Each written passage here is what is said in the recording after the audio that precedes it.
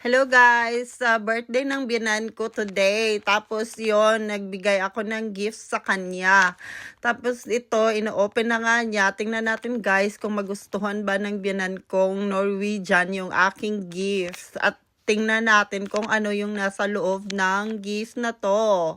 Charan! Ayun, ang slow naman ni Madam magbukas.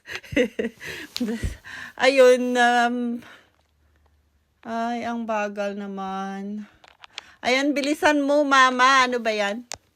Ayan, guys. Pantay naman ng konti, guys. Nahirapan lang siyang magbukas. Ito palang biyanan ko ay 84 years old na po. Pero tingnan nyo po siya at napakaganda pa din. At wala yung maintenance na gamot. At malakas pa. At hindi mo mahalata na 80 plus na pala siya. Parang nasa 50 lang siya. Lalo na sa personal. Hindi lang siya masyadong photogenic, guys. Kaya yon.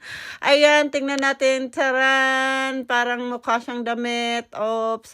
So, ayan. Dress pala, guys, yung binigay ko sa kanya. Lagi ko siyang binibigyan ng dress. Kasi mahilig siya sa dress, guys. Ayan, sinukat na niya. O, diba? Bagay sa kanya. Tadan! Ayan, ang ganda ng biyanan ko. Yehey! Happy birthday!